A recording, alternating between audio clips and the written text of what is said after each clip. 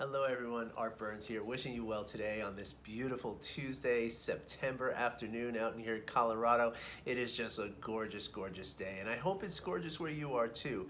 And if it's not gorgeous where you are, I hope that you're able to accept the fact that whatever's happening is impermanent, and that there are beautiful days coming, and that even if the weather's not beautiful, I'm sure that there's something happening right here, right now in your life that is actually positive. Because truth be told, today's actually kind of a rough day for me. You know, I've had a kind of a really difficult morning with some kind of work stuff that have come up that things just didn't go the way that I was hoping that they would, or that I, would be nice for them to go. In addition to that, I'm also dealing with, two kids in pandemic time, and life. You never know what life is going to throw at you in these kind of situations. But I can always come out here and I can recognize what is, what's happening right here, right now.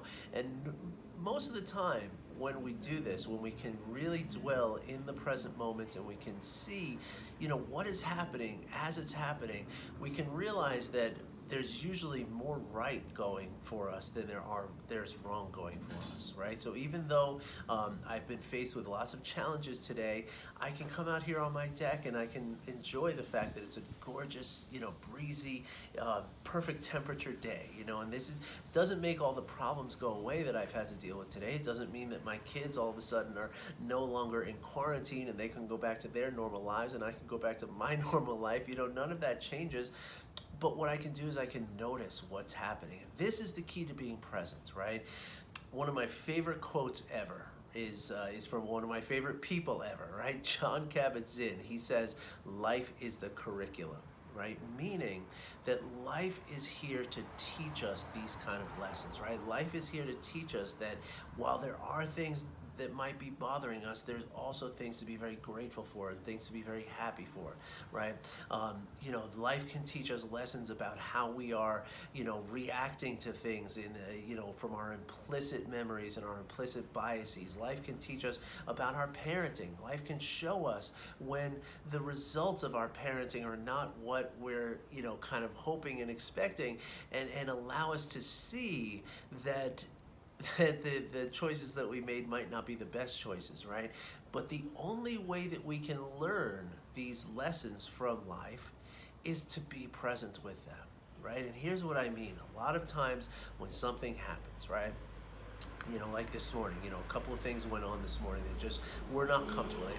Not what I was, kind of would prefer happening, were I given the choice, right? So things just went wrong, right?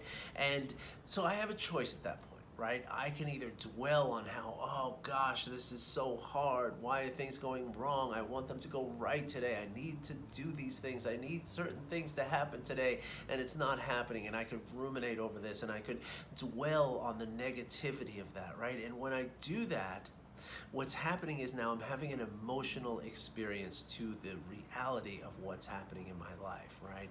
Which means that my thinking brain is no longer in control, right? At that point, when I start getting into that real deep rumination and that frustration and the anxiety that comes from it, or the depression that might come from it, or any of these other emotional reactions, that's exactly what's happening. My emotional brain has taken over, right? And now, once the emotional brain takes over, we are no longer present with what's happening, right? Because now we're in this, trying to resolve our emotions somehow, right? We're maybe not even at the point of trying to resolve them at this point. We might be just, kind of along for the ride with our emotions, right? So it becomes very, very, it's something that takes us away from the present moment. Now, here's the problem with that, right? It's okay to feel your emotions, and it's okay to even, really feel them strongly and be with your emotions, right? But what happens is, if you're not in control of that process and you're allowing your emotions to just pull you with them and kind of take you along for the ride, almost like being, thrown about with waves in the ocean, right? Which is another great John Kabat-Zinn quote, is that we can't control the waves, but we can learn how to surf. He's just such a brilliant guy. But anyway, when we're being tossed around in the waves and not surfing them, not in control, and not letting them in purposely and intentionally and experiencing them fully, what happens then is that we're life is still going to happen during those moments, right? Where we're in this emotional place where we're not right here, wherever our emotions are taking us, right? And when life happens to us in those moments, we're going to react to them, right? We're going to react to whatever life is giving us, right? And when we react to what life gives us in those moments, okay, the word react here is very, very important as opposed to respond, right? When we react, we are likely to do something that is going to cause more difficulties, right? So in other words, if you have some difficult thing happening, if you're a parent, right, you have some difficult thing happening with your kids, right, something triggers you emotionally, right, and then in that emotional trigger, right, you're no longer right here. You're on this train ride of your emotions, right? Because one emotion leads to another, leads to another, leads to another, leads to another. And before you know it, you're sitting here saying, like, why is everything so horrible in my life, right? Why am I such a terrible parent? Why is this, pandemic, victimizing me like this? Why are my kids, refusing to get off their screens? Why is it so hard for me to do what I need to do, right?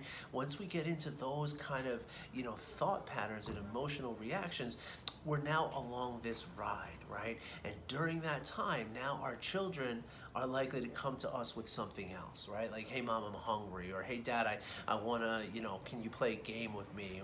Or hey, whatever it is, right? And now in that moment when we're locked in this emotional sort of roller coaster, what is our reaction to whatever happens? And it could even be, maybe it's not our kids coming to ask us about something, but maybe it's even the dreaded cereal bowl being knocked over, right? Or something happens, and when we're in this emotional sort of tension, now we take all of that out on this thing that just happened, right? Which is just usually a very simple thing and not worth the extreme emotional reaction that we might have to it, right?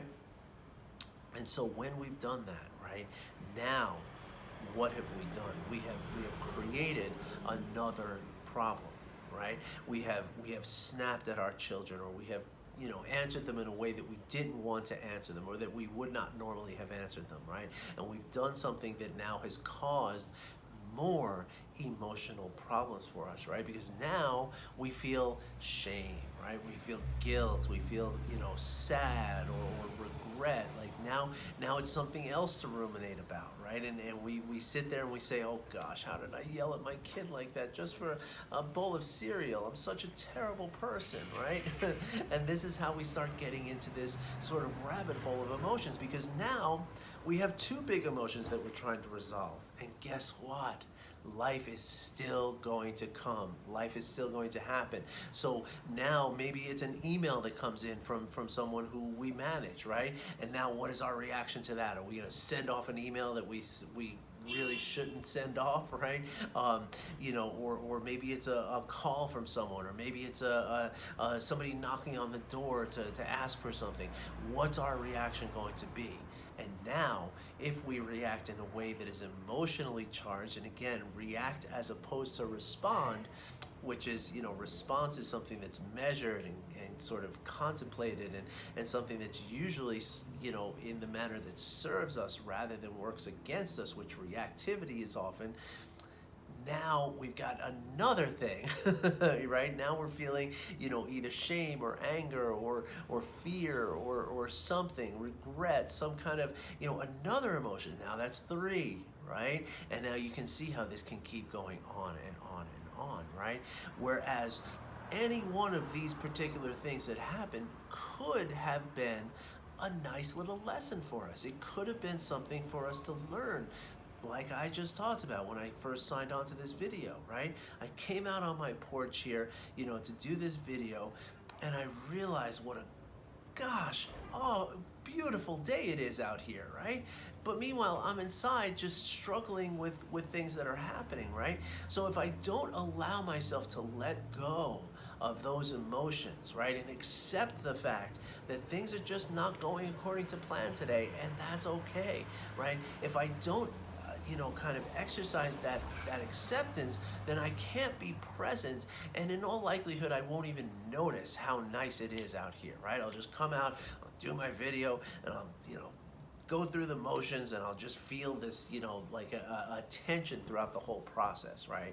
Instead, even in the most, even in the face of some very difficult things that I've dealt with today, I feel great.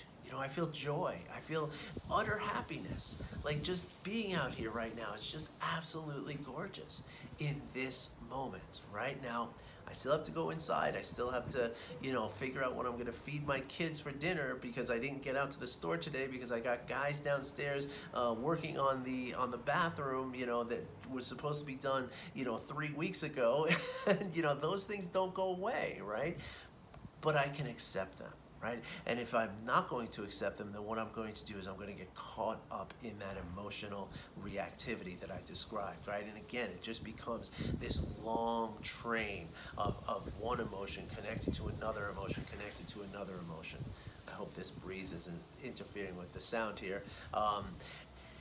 And so anyway, the idea of being able to learn from life, okay, is one of the things that makes life worth living, right? Like we are here to learn about ourselves. We're here to learn lessons and to kind of live these lessons and to do this with happiness and with joy and with sharing what we have to give, right? But we can only do any of that when we are present. And we can only be present when we are compassionate and when we are accepting of what is happening as it's happening, right? And again, doesn't mean that, you're accepting things in the place of surrender, right? And by the way, compassion definitely does play into this, because a lot of the things that we wind up, taking ourselves out of the present moment with our emotions towards other people, right? Somebody does something, it's like, oh, that person did that again. They're always doing this stuff, and I just don't like it.